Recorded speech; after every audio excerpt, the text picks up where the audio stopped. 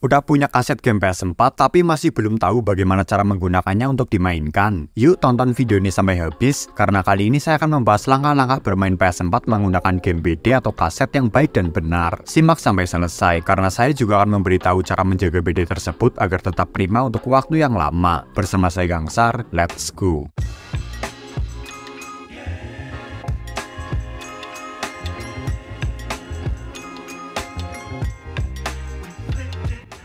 Karena dari dulu banyak banget yang bertanya di kolom komentar, "Bang, kalau main pakai BD harus download lagi nggak?" Atau, "Bang, kalau main pakai BD makan penyimpanan nggak?" Dan berbagai pertanyaan lainnya seputar BD. Maka akhirnya saya memutuskan untuk membuat video ini, di mana saya akan memaparkan langkah-langkah bermain PS4 dengan game fisik dari BD atau kaset, mulai dari cara memasukkan, memainkannya, hingga mengeluarkannya. Semuanya saya lakukan dengan tata cara yang baik dan benar. Nah, nanti kamu akan bisa melihat prosesnya, dan bisa melihat apa yang dilakukan oleh PS4-nya, apakah perlu mendownload atau tidak, dan apakah memakan penyimpanan atau tidak. Semuanya demi tujuan agar membantu kamu para pengguna PS4 pemula. Selain cara memainkan BD, nanti saya juga akan menjelaskan informasi perihal cara menyimpan dan merawat BD-nya secara sederhana, dijamin bermanfaat dan menambah ilmu. Oke yuk, langsung saja kita masuk ke pembahasannya.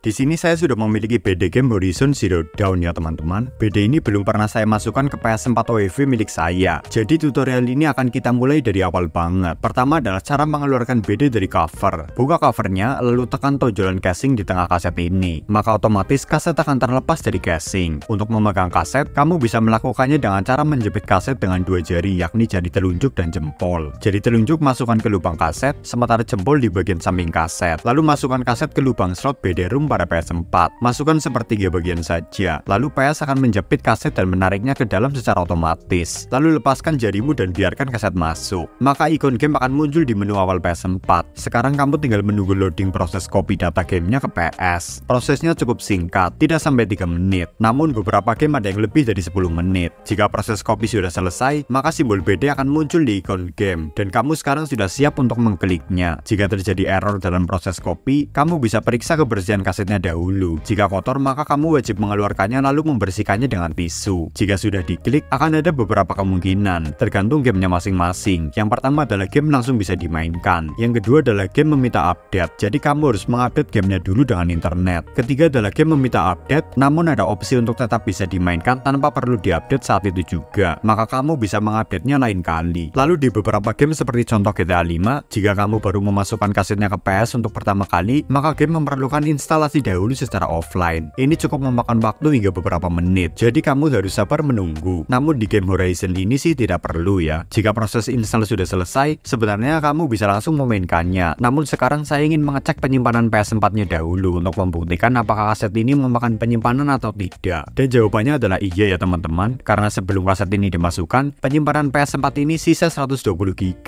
dan setelah kaset dimasukkan, sisanya menjadi 80-an GB. Jadi game Horizon ini memakan ruang 40 GB sendiri. Sekarang kita kembali lagi ke game dan tinggal dimainkan saja seperti game lain pada umumnya. Jika sudah bosan bermain game, untuk berhenti, kamu bisa pencet dan tahan tombol power pada stick, lalu pilih close application.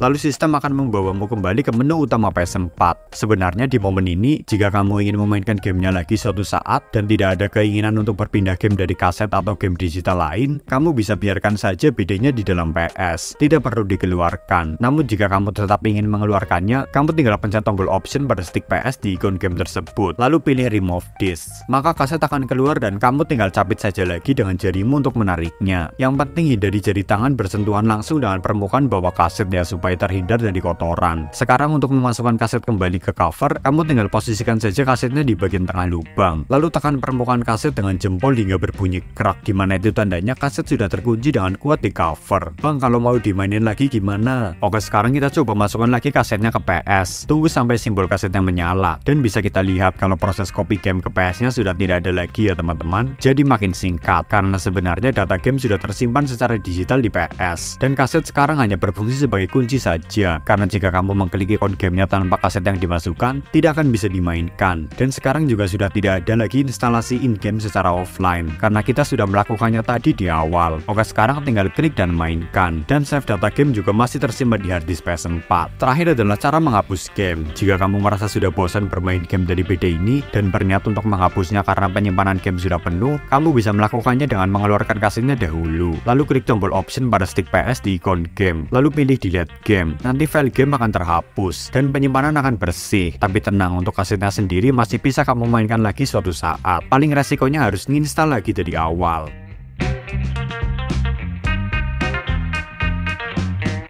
Selanjutnya kita beralih ke pembahasan cara merawat BD PS4 ini. Saya akan menjelaskan dua hal yang saya tahu dan yang biasa saya lakukan saja ya. Yang pertama adalah dengan membersihkan permukaan kaset, yaitu bagian bawahnya dengan menggunakan tisu. Hal ini dilakukan jika diperlukan saja, yaitu pada saat permukaan terlihat kotor dan berdebu. Biasanya sih sekitar 6 bulan sekali jika BD digunakan secara normal. Tapi kalau dalam waktu tersebut BD masih bersih-bersih saja, ya menurut saya mending tidak perlu dibersihkan. Untuk cara membersihkannya cukup dioles saja dengan tisu secara pelan hanya di bagian yang kotor saja. Sementara bagian yang bersih cukup dibiarkan. Hal ini dilakukan untuk meminimalisir kemungkinan optik BD ROM PS4 gagal membaca kaset karena kotor. Bahaya jika BD dibiarkan dalam kondisi kotor untuk waktu yang lama adalah kemungkinan error sehingga tidak bisa terbaca lagi. Lalu hal kedua yang biasa saya lakukan untuk merawat BD PS4 adalah dengan menyimpannya di tempat yang kering. Saya biasa menaruh BD di rak gantung di bagian atas tembok kamar saya. Hal ini membuat BD terhindar dari kelembaban. Seperti contoh jika ditaruh di lantai karena kadang dingin dan terkena air pel. Bahaya jika menaruh BD di tempat yang lembab atau basah adalah kemungkinan BD kotor karena kemasukan air. Air bisa meninggalkan kotoran dan kotoran bisa membuat BD error.